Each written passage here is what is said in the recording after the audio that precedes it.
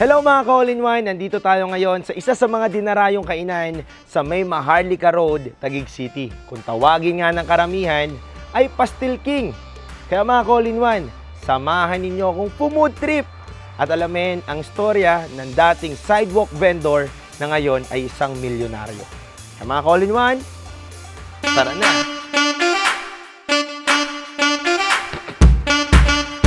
Dating sidewalk vendor lang at bra panty ang tinitinda, sinubukan din ni Mox pasukan naman ang negosyo ng pagkain.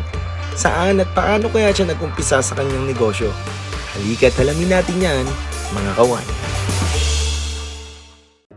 Nagsimula si Pastil King 2018 sa harap lang ng bahay namin sa Bintana.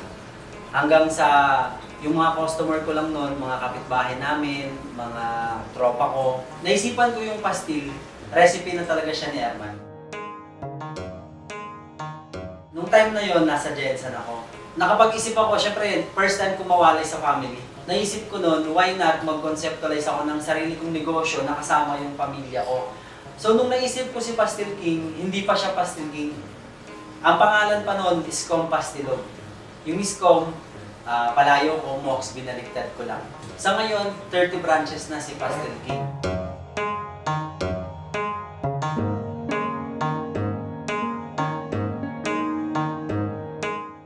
Bago pa lang kami nun sa Taguig, syempre kailangan natin diskarte, nasa Manila.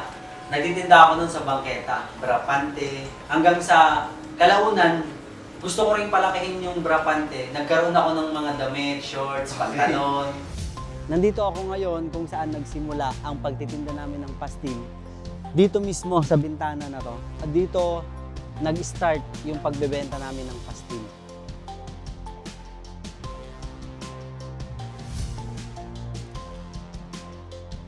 Nandito tayo ngayon sa first branch ng Pastil King. At ito ay located sa Maharlika Village, Taguig City. Nagkaroon ng struggle si Pastil King nung nag-pandemic. Bumuha ako ng physical store, tapos biglang pandemic, wala namang kakain. Kaya ang ginawa ko na lang, nag-online ako, may sarili kong motor, ako na lang din nag-deliver. Ang pinagkaiba naman ni Pastil King sa lahat ng mga pastil sa bangketa, mga ibang menu, katulad ng pastil sisig. So mahilig talaga ako sa sisig, kaya nagkaroon ng time na nag-invento ako ng pastil sisig version. Naging creative rin si Mox sa paggawa ng kanyang pastil menu. Alright, Boss Mox. Titikman na natin ngayon yung isa sa mga pinagmamalaki mo na. Ano tawag dito, Boss Mox? Bale, ito yung pastilong. Pastilong, no? Kasi may pastil, may rice, tapos may Putlong. putlong, no? Tapos, no? Magkano to, Boss Mox? 55 pesos lang siya. 55 pesos lang. Yes. So kung estudyante ako, tapos talagang tipid-tips din ako, 100 lang baon ko, papasok ako, kolehiyo ako, Tama. pasok na pasok to. May pamasahe pa. May pamasahe pa. Anyway, Boss Mox, titikman ko muna. Ito, lalagyan ko ng pangmalakasan na chili powder. Yan. Yan. Paano mo naisip to, Boss Mox, na pastilong ang gawin mo, boss? Kasi nung since nasa Manila kami, lahat ng mga kinakainan ko, tapsi yung nakikita ko palagi tapsilog, chicksilog, long silog, mga ganon. So sabi ko, yung sa pastil, gagawan ko ng sarili niyang combo na may drinks na, meron ka pang another side dish. From tapsilog na kadalasang kinakain sa pangmasa rin talaga, ako naman, ginawa kong pastilog. Pastil iced tea na may itlog. Pastil na may iced tea na may itlog. Yes. Pastilog. Ah. Tapos ito, hindi nakikita akong Shanghai dito sa harapan. Yan. Ito para sa mga shy type. Kasi, Pasti bakit? shy. Pasti shy. Shanghai. Bangus naman siya, bangus siya. Kapis, no? Okay, so eto naman, shawarma version ng pastil. Tinawag ko siyang pastiwarma. Ito, So, bossing, Java yung rice sa'yo? siya. Ito naman yung pinagmamalaking ng Pastil King, pastil sisig. Pastil sisig. Sige nga, boss, mukhang masarap yun sa'yo, ha? Pwede Pero mong matry, isang hindi ko pa na pag sinubukan ko, kain ka. Ang sarap lang kasi, yung kanin nyo, may pastil, kahit hindi ka na muna mag-footlong, itabi mo muna yung footlong mo, magpastil ka muna. Daman-daman mo yung lasa. At naglalaban, bossing, kasi yung anghang ng pastil, the best eh. Yes, yes. Lumalaban, parang may kate, no? Ano yung kate? Kate sa dila. Kate, no?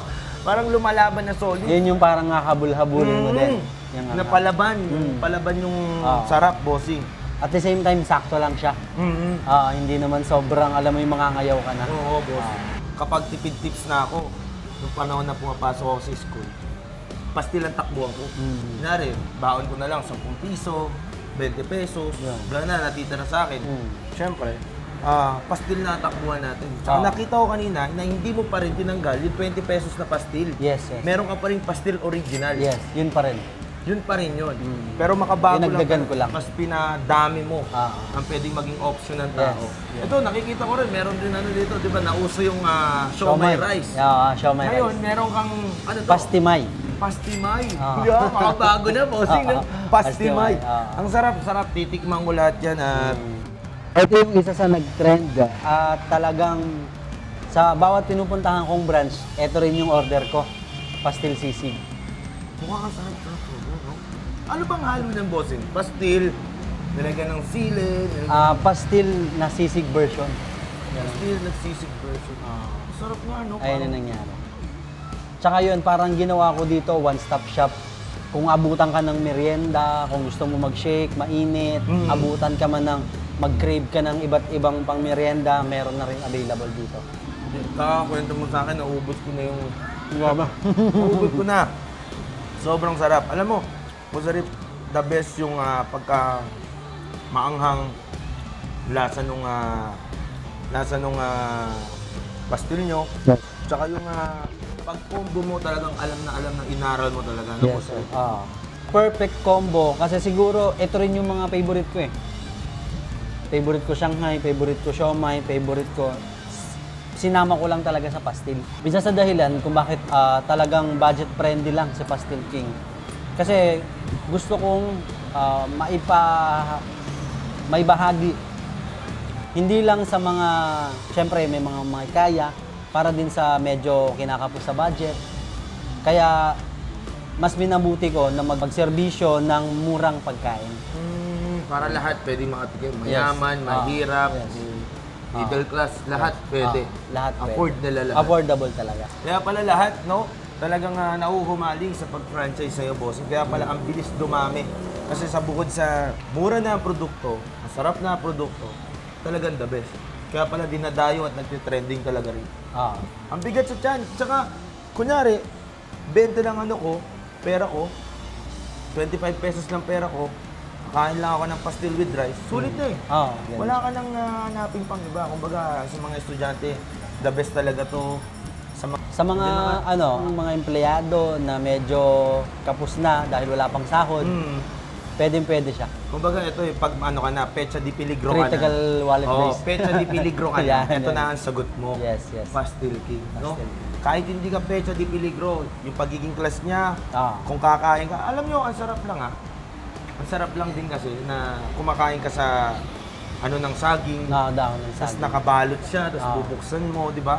Boss Arif, no? Anyway, naparami na ako ng kain at mukhang uubusin ko. Pati yung shawarma mo, uubusin ko na. Gusto ko lang magpasalamat sa iyo dahil pinaunlakan mo kami ang all-in-one.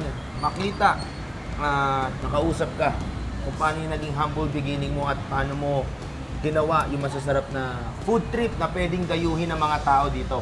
Alam nyo guys, meron na silang 31 branches. Narinig nyo naman, di ba? 31 branches na sila. So, kahit saan ka ngayon, pwede ka nang pumunta. Kahit saan, mahahanap mo sila, guys. Yes. Kaya mga ka-all-in-one, lagi lang kayong tumutok at maiiwan ko muna kayo. Iinggitin ko muna kayo, ha? Kaya ano pang inaantay nyo? Puntahan nyo na ang Pastil King. Kaya guys, food trip na muna ako. Paalam! Sipag, tiyaga at diskarte, yan ang ating kailangan upang mapagtagumpayan ang ating pangarap.